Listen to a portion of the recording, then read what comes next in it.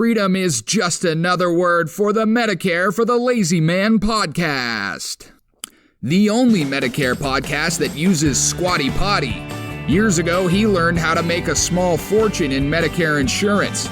Start out with a large fortune. It's Medicare expert Doug Jones.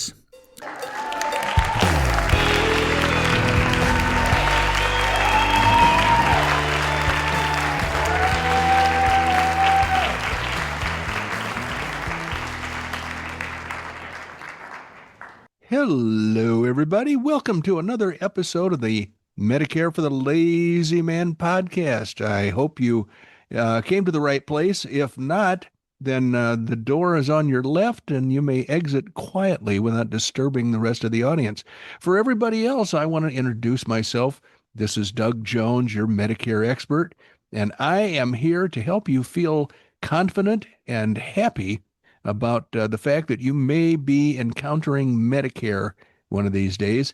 I want to let you know that it is going to probably be a stellar experience. If done right, it's going to be helpful for your insurance protection as well as your insurance premium payment, because it's not very expensive for the quality you get, and it is very, very comprehensive in health insurance coverage that is going to stand you in very good stead for all the rest of your life. And how do I convey this to you? This is a fairly complex idea that I'm trying to simplify. And the way I do that is I encourage people to go to Amazon.com and purchase my book, Medicare for the Lazy Man. Now, the current edition is 2026, because I do a new one every year. And if you were to purchase Medicare for the Lazy Man 2026, you would find that it's not only an explanation of Medicare, but it's also a directive as to what you should do when you approach Medicare. There are not very many decisions to make, only a couple, but they're very important.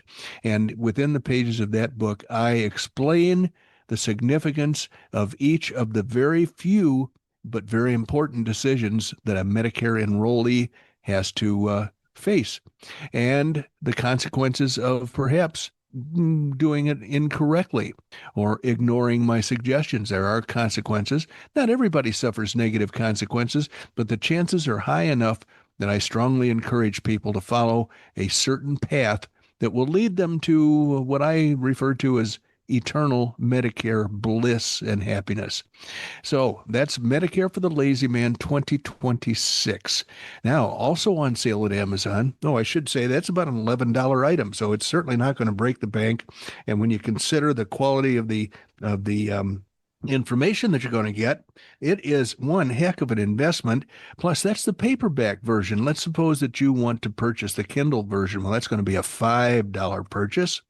You can purchase the Audible version for $6 and change. I don't know exactly what they're charging for it. They don't tell me this stuff, but you will be able to listen to someone, a professional linguist, read every word in that book to you. It's almost like a lullaby. I would suggest breaking it up into sections so that you can use it to go to sleep several nights in a row, probably for about a month. And then finally, if you have somebody on your gift list that's hard to buy for, you could do worse than to go to Amazon.com, purchase the hardcover version of Medicare for the Lazy Man 2026. Now, that's a $25 item, but it shows. Every page is gilded in gold. Well, maybe not, but every page is certainly worthy of consideration. The covers are hard. The book is substantial, and the price is reasonable for somebody that you care about. Now, also on sale at Amazon.com is a book that is even more useful when you consider the number of pages it has. Page for page, pound for pound, this is probably the most powerful book in all of Medicare.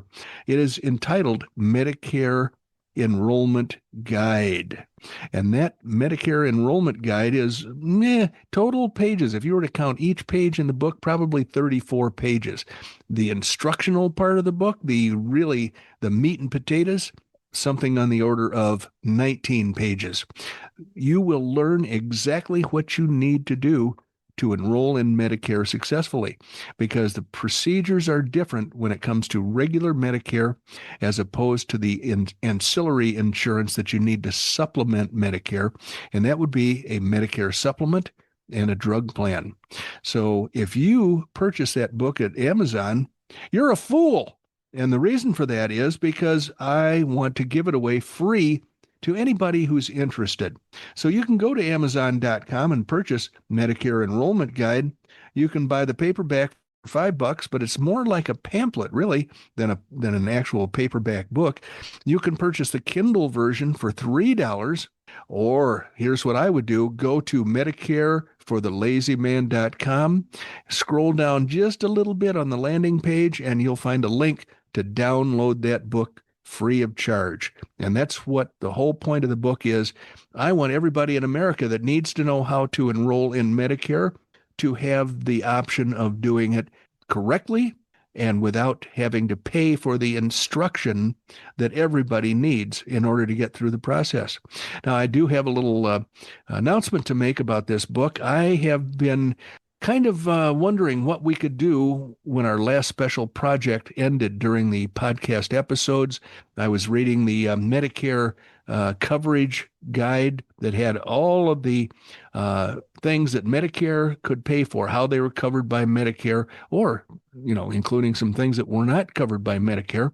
And this included dancing lessons. Randy was very concerned as to whether his dancing lessons would be covered by Medicare. And we found out that they've been taken away from Medicare, and now you have to pay for them yourself. But I am going to be reading a chapter, an episode from my book, Medicare Enrollment Guide. And you'll be learning right along with everybody else as to how to enroll yourself in Medicare. So that's going to start, I think, today. And finally, we have a book that I wrote in order to help people select their own Medicare drug plan on the government website. It's a very important directive, but a very limited scope. The book helps you. It goes page by page, screen by screen with the government website to help you select the very best, by that I mean cheapest, drug plan that's available in your area that will cover your drugs at your preferred pharmacy. And that is on sale also at Amazon.com. I believe it is going to be a $10 item for the paperback, a $3 item for the Kindle, and I don't know what the Audible version is going for, but it's available for you if that's the way you prefer to learn how to select your own drug plan during the for the Medicare enrollment portion of your activities. So with that having been said, I want to turn my attention to my partner in crime, Randy Carson, and see what pithy thoughts, not pissy, but pithy thoughts he might have been mulling over lately. Randy, it's always a pleasure to see you sitting in front of the Louvre. The Louvre? Yeah, the Louvre. Yeah, that's what it is. It's a Louvre. What's going on in your world? Well, I spend a lot of time in Paris, as you can see. I can tell you're actually looking like a Frenchie lately. I know. I forgot my beret, but other than that, I suppose I could pass for one if I just keep my mouth shut. That would probably do it, because when you think about the Canadians, they pretty much look the same, I think, but they talk different. They talk funny in Frenchy part of Canada. Oh, yes, they do. So, because I had so much time over the weekend on my hands to think, that could be dangerous. I decided that today we were going to have a Stump the Insurance Expert. Ooh, boy. That may have something to do with why I just started my timer. So get your extra quarters ready, because we're going to be knocking on Stalker Susie's door to get some funding. I heard from Stalker Susie over the weekend. I see you were on the communications also. She had a great weekend, although she said it was brutal. I won't describe why that was, but... Well, yeah, the weather, I think, was the cause, but I was involved in the communication, but I didn't take an active role except at the very end, because she said she was researching the Nosebleed Mountains, and I said, Yes. Share that research with us. Yes, she's doing detailed research on the Nosebleed Mountains back where you live, home territory of the Yeah. Nosebleed Indians, and I'm looking forward to her findings. Well, absolutely. And I bet she'll find out that historically, the Nosebleed Mountains were active gold mining Yes, territory back in the yes, they were. 1800s. And you can Yeah, still go visit the Rack and Sack mine if you want to pay for a Jeep ride up the cliff to the top of the mountains. When I did it many years ago, there was a gift shop up there. A young couple had built a house and a two-room motel detached from the house. two two rooms. That's Yeah, it. I think it was two rooms, and they You're were either very in nice. this room or you're in that room. Exactly. Right. Which room would you like? They were identical rooms, so it was pretty much a flip of the coin. But they also had turned their living room into a gift shop. They had cut a deal with Johnny Ringo, the owner of the Jeep Tour company. Yeah, yeah, yeah, yeah. And so we had out of town guests here in Arizona. The weather had gone to pot in the middle of winter, and so we couldn't think of anything fun to do that we hadn't done three times before. So I called up Johnny Ringo, and I said, "Now I know that's a fake name. Could you tell me what your real name is?" He said, "Hey, don't bust my balls, man. Don't bust my balls." It turns out he's from New Jersey. And And his name was not Johnny it was Ringo. not. I'm pretty sure it was some Italian derivation of whatever his ancestors were called, and It was probably Guido Sarducci, wasn't it? might have been. It certainly might have been. But anyway, so we had a great time, and I would highly recommend his Jeep tours, except for the fact that he's dead. Yeah, they go a little slow now. There's been people sitting in one of his Jeeps up there for several waiting, weeks. just waiting for that driver to show up. Okay. Well, you know something? I really think you're going to enjoy this Stump the Insurance Expert thing Well, here today. that'll be a first. Lay it on I'm me. going. I'm going. You're such a student of history. I I thought had you were to going to do say this. you're such a sucker for. That's not what I said. I know, but Okay, it sounded like that's where it was going. so here we go. In 1942, were you alive then? No, I wasn't. I wasn't even a twinkle in anybody's eye at that point. Okay, well, doggone it, you should know this anyway. But anyway, in 1942, on today's date, what happened in the western side of the United States? Okay, 1942. Pearl Harbor had come and gone in December. The country was gearing up for war.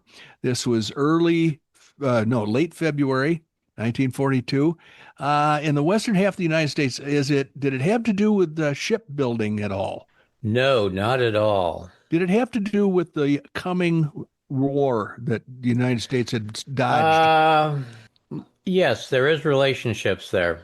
Okay, so I'm going to suggest that what happened in the western part of the United States during early part of 1942, when we were starting to gear up for war, was that it had.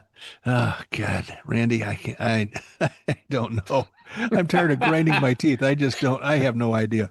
Okay, well, You I'm want to going give to me give. another hint? Give me a I'll hint. give you. Or I'll give me give the you. answer. I'll definitely give you a hint. All right. The blank took place because a series of anti-aircraft engagements over the city in response to a rumored but false attack. It would last until the next morning. Oh, okay. The blank took place over a city. Well, I'm guessing that either Los Angeles or San Francisco suffered a panic attack, and they were concerned about the Japanese Yeah. being a seaborne invasion, mounting a seaborne invasion. Yeah. Well, it actually happened last night, or coming into today. It was officially named the Battle of Los Angeles, No kidding. and there was an anti-aircraft battery on the coast. With a couple of And trigger-happy goons. well, I don't. Yeah, well, it turned out to be that way. But okay, here's the detail under the picture.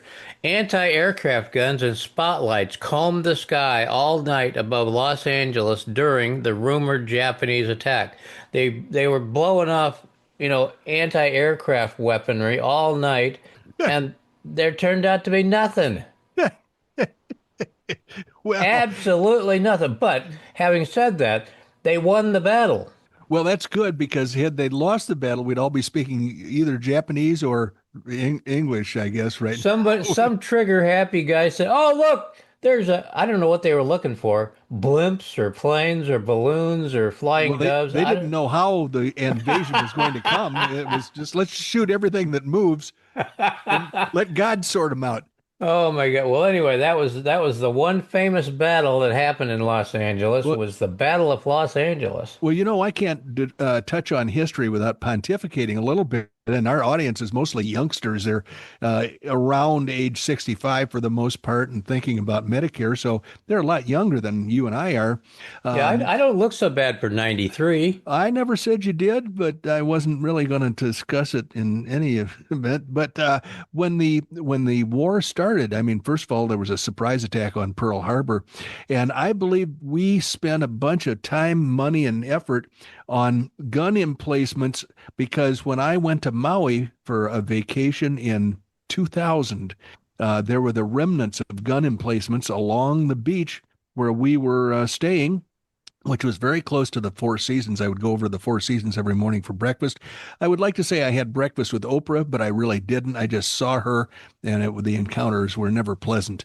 Also, the Japanese had a plan not to invade the United States, but to cause havoc behind our lines. And the way they were going to do that was to send hot air balloons into the jet stream that came over North America, and those balloons would descend in the forests in the northern part of the continent and set the woods on fire. And they were just going to burn the whole continent. That, of course, was ill-fated. And then they also developed a submarine. I don't know how many of these submarines they had. They're pretty expensive to build, I'm sure. But each submarine carried one fighter plane folded up, wings folded up in a housing on the deck. They were the oddest looking subs you ever saw in your life. And what they would do is they were supposed to surface close to the coast, and they were supposed to fling that plane with a catapult into the air. I can see this worked well. Yeah, well, there's a lot of thought that went into it. But and one thing that impressed me was that it back in those days with those rotary aircraft motors and the kind of oil they had, Yeah. it took a long time for the aircraft engine to warm up, to heat the oil up. Yeah, yeah, exactly. And I guess the oil was like 120 weight until it got hot, and then it was runny enough for the engine to really put on the power. So what they did was they had a heater in the submarine with a line up to the airplane motor, and basically they preheated the engine oil for the airplane, and got that sucker ready to fling off the deck into the atmosphere to go, do some havoc on the West Coast. I think there was one episode of a ship that shelled a refinery in the Santa Barbara area, I want to say. And that caused a massive panic. And this is one of the reasons that the Japanese were interned during the war. They didn't mistreat them like the Germans interned them. That's a total misunderstanding. The Germans put people in camps to kill them or to, lock them up forever. We put the Japanese in camps. Hasty decision, probably poorly made because they were mostly very patriotic Americans, but they were not locked up to do anything other than to keep them away from the coast until we could sort out who the patriots were and who the spies were. So all that panic was going on in the West Coast, and that's the whole story of the early years of World War II. You know how we solved that problem? Oh boy, I don't know. You can tell us though. Fat Man. What is that? That was what they Fat Man, nicknamed it. yeah, and Little Boy. Wasn't it Little Boy? Little Boy and Fat Man. I know it's Fat Man. I'm not sure I know about the other one. Well, it sounds right. Right. You're exactly right. I don't know why I didn't know that instantly, but you're right. We solved the problem. Yeah, and my father was home from Europe on a 30-day leave and then he was headed out to join the invasion force. I might not even be sitting here if Fat Man and Little Boy hadn't ended the war. So he made a left-hand turn and went from the 45th Division or whatever his outfit was to the University of Oklahoma, where he had a year and a half in, and he finished up his degree in no time flat. Well, it all worked out well. It worked out perfectly for him. He was already home in Oklahoma, so all he had to do was change his clothes. When he found out he wasn't going to go to Japan after all, okay, I'm going to school then. Okay, well, let's go to school. I should have mentioned the 442nd Regiment, Infantry Regiment, division. I think regiment. All Japanese troops fighting in Italy, and just a series of, I think they were the most highly decorated. They were. Unit in the can't talk. Yep. The most highly decorated unit in the Army that I know of. Yeah. And boy, I'll tell you, when the enemy saw them coming, they didn't want any part of that.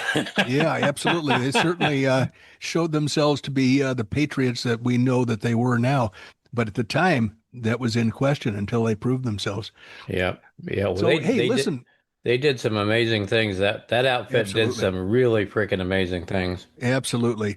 And they were. So should we sell some money? Should we make some money today? Well, if it's possible to make money with a podcast episode, then let's do that. But I'm inclined to think that's going to be a losing proposition. But I will say that I've got some information here. I went through all of my stuff and tried to sort it out and everything else.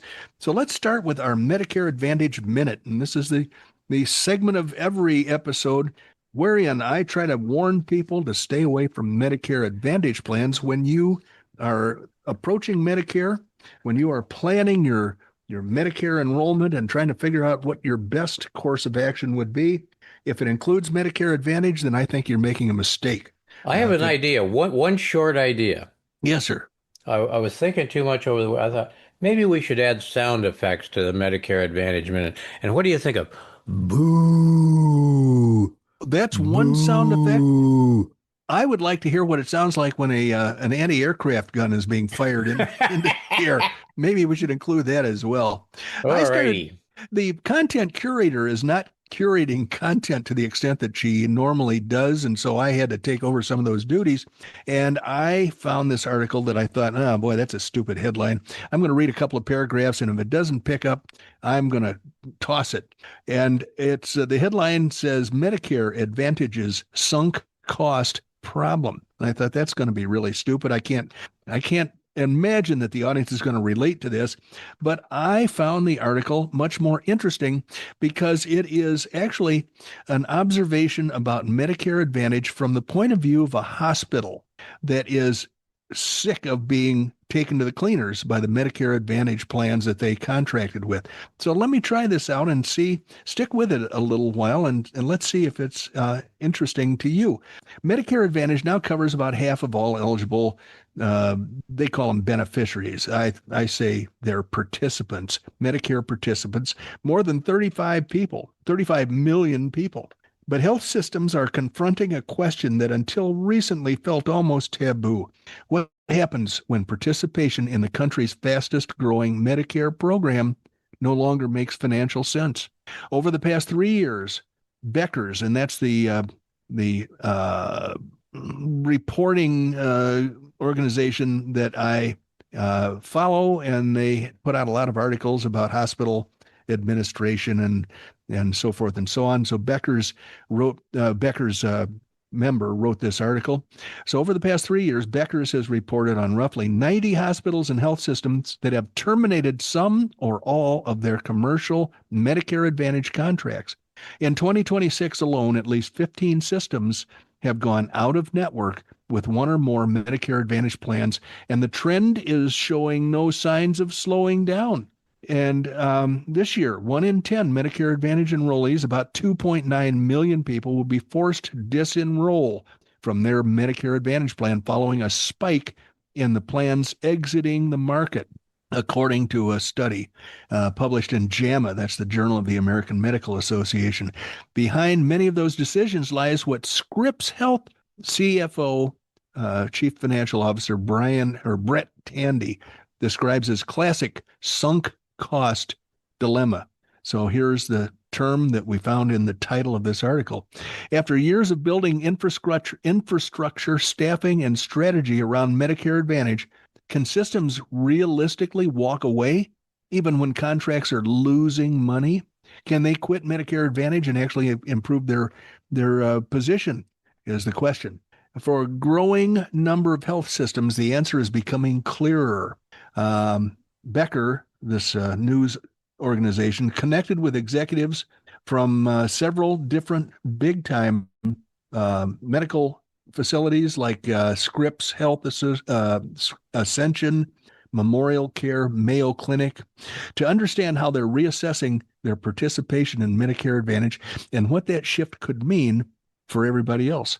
When the math no longer works is the title of the next segment. San Diego-based Scripps Health made headlines on January 1st, 2024, 2 years ago, when it exited nearly all of its commercial Medicare Advantage contracts, affecting roughly 32,000 participants.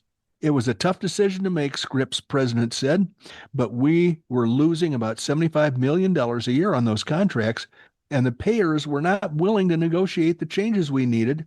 And so, let's see. So not just higher reimbursement, but addressing prior authorization problems and paying us what they want were contractual, or what they were contractually obligated to pay.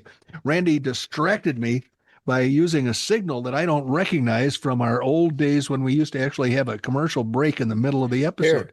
Here, that right there. Yeah. Is That's that the tiny violin? No, it's a little tiny record player playing a record saying, "I'm sorry." Oh boy.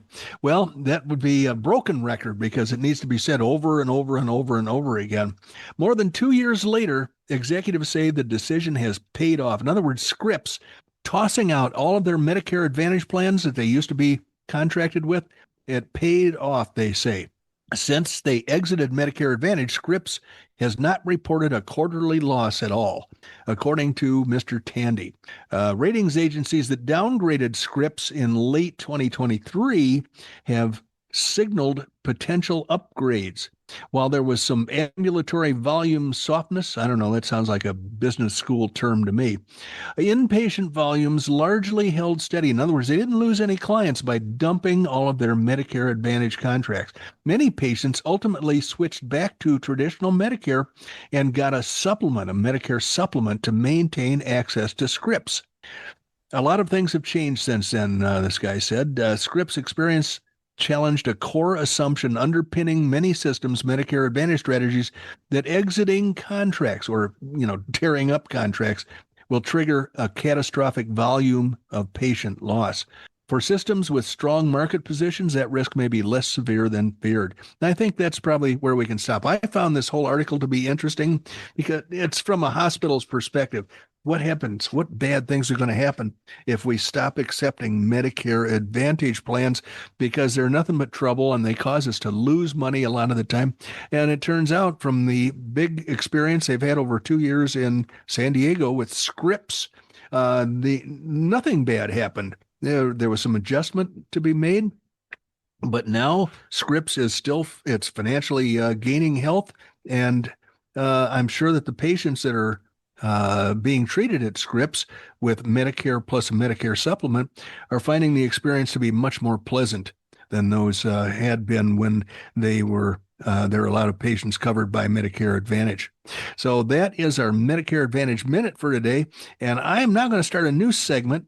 I don't know what to call it, though. I call the book Medicare Enrollment Guide. It's got a bunch of very, very short chapters, and it's going to be the kind of thing that won't last for long, but I thought if I read a section of this book in each of our episodes, then eventually something might sink into somebody. So here's the preface. Medicare Enrollment Simplified. This is the preface to the book Medicare Enrollment Guide, which you can get for free by coming to the website that Randy built for me, medicareforthelazyman.com, and you can download it right to your device. The feds created Medicare in response to complaints about the cost of health insurance for old people. Instead of just mailing a check, from the Treasury to each participant age 65 plus, they chose to construct a brand new insurance company to accomplish their goal. Now we're stuck with a massive, confusing bureaucracy that the government functionaries seem to have trouble explaining to their intended beneficiaries. The burden on those approaching Medicare eligibility can seem overwhelming. There's a staggering amount of material available to study and memorize, and there are millions of people anxious to share their often conflicting opinions. But what if you're not inclined to study, memorize, or seek out those divergent opinions? What if your goal is to conquer the mysteries of Medicare with a minimum experience of time and effort? A minimum expenditure, of time and effort. Can't even read my own book. It is for those candidates that I have assembled this short booklet. It does not contain every answer to every question that may arise, but it's a rapid resource to steer the majority of enrollees to the best and most successful conclusion possible in the world of Medicare health insurance protection.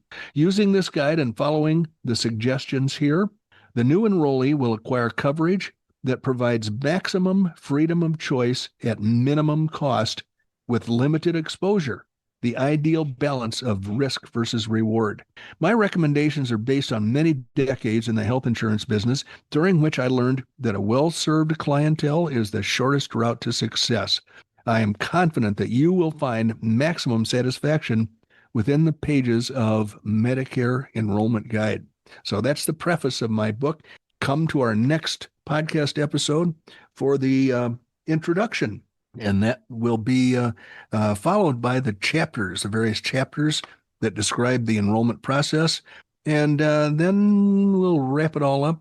So I don't think we'll be involved in this book reading too long, but at least it will give you an idea as to what the enrollment process for Medicare should be. Now, I'm wondering about my timer because it says 23 minutes. I'm sure we're getting close to the end of the episode as our traditional process would have it. But of course, Dr. Susie has given us a whole bunch of quarters to put into Randy's machine. So I am going to talk a little bit about Trump RX. This is a website that the government has set up after negotiating discounts on something like 43 formerly pretty expensive drugs that people have had to pay through the nose for. And I believe that if they go to Trump RX and do a search for the drug that they're most interested in, the chances are good they're going to find some drugs there that they might be able to take advantage of, and they will enjoy lesser costs on these drugs. There are 43 drugs. I don't recognize a lot of them. I recognize Chantix, which is smoking cessation. Prior to Trump RX, the original price was about $190, and the Trump RX price is about half of that. There is FARXIGA, which is used for type 2 diabetes, heart failure, and something else that I don't recognize. The original price was about $380, and the Trump RX price is about $180, roughly. Insulin Lispro, Lispro. It's a rapid-acting insulin for diabetes. The original price was not listed, but the Trump RX price starts at $25. And Nicotrol, again, smoking cessation. It's an inhaler. I never used it when I was trying to quit smoking. Original price was almost $550. The Trump RX price is about half of that. Ozempic pens. This is a GLP-1 drug for type 2 diabetes. The original price was about $1,028. The Trump RX price is about $200. Premarin is estrogen therapy for menopause. The original price was about $218. Trump price about $100. Wegovy pens. The original price was about $1,350. The Trump RX price $200. And Wegovy pills. Original price $1,350. And the Trump RX price $150. So those are just sample drugs that I recognize in this list of 43. Zepbound, that's another one I did recognize, used for weight loss and often not covered by plans. I think Medicare is going to change its charter documents and become a purveyor. They're going to pay for weight loss drugs, whereas they never used to before. The original price of Zepbound was about $1,087, and the Trump RX price, $299. So I think Trump RX is showing some excellent value. All you have to do is go to trumprx.gov, find your drug, and if you want to get some, I think the procedure is a little different for each of the drugs because it depends on what kind of a deal the manufacturer has promised to the government. But I think Trump RX, and we did some question and answer before, and so I'm not going to do that again, but it is definitely going to be beneficial to those who need some relief from the high cost of the drugs that they're kind of forced to take because of their medical conditions. And then I did want to, I say turnabout is fair play. So before we go today, I want to torture Randy to the extent that he tortures me with these quizzes. I have a quiz that is designed with Randy in mind, and I want Randy to tell me where he thinks the best and the worst cities for physicians to practice medicine in. Let's start with the best, because we have a sunny attitude here. So I always like to have the best of all possible options available. So Randy, tell me where you think the best city in America would be for a physician to start practicing. Phoenix. No, but I will tell you that you're going to kind of kick yourself because you're very, very close.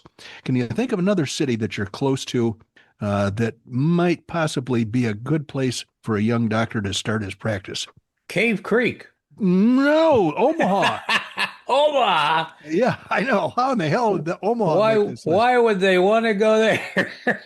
Now, this stupid article says that Omaha is a state, and it says here are the 10 best states. Now we can see why they're having a bit of problem. But well, the headline in the article is the best and worst cities for physicians to practice, and Omaha tops the list as the best city for a physician to practice in. I am very surprised at that. What is their definition of best? Well, let me see here. The rankings are based on 5 key. Now, it's always more complicated than it should be.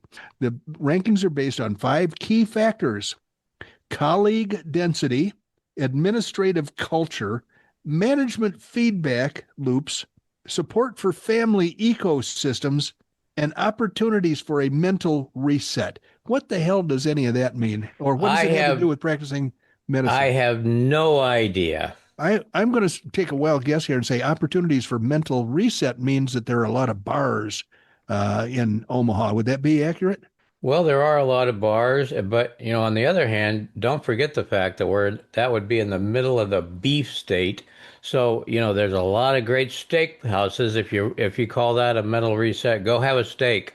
Okay, I've been to bars that specialize in barbecue. I think. Is there some kind of Omaha barbecue or Nebraska barbecue culture? No, that would be Kansas City. Oh, that's there's no bar. Excuse me. Sorry about that. That's where I was. Okay. There's no barbecue anything going on in Omaha. Yeah, you're absolutely right. Well, let me run down the list here. Best of all, Omaha, Nebraska. Second best, Houston. Then Madison, Wisconsin. I'm not seeing any pattern. Oh, come on. Good Lord. They are absolutely confusing me to death. Well, practicing physicians. These are the cities where they're recommending physicians start their practices. Boise, Idaho, Charlotte, North Carolina. Okay, Boston. I should just mention that quietly.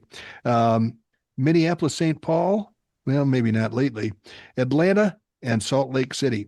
And here are the 5 worst states to practice medicine in. The worst states are Providence, Rhode Island, San Antonio, Washington, D.C., Baltimore, and New York City. But San Antonio is not a state either. Who are these people just out of touch? The headlines are typically written by somebody other than the reporter who wrote the story.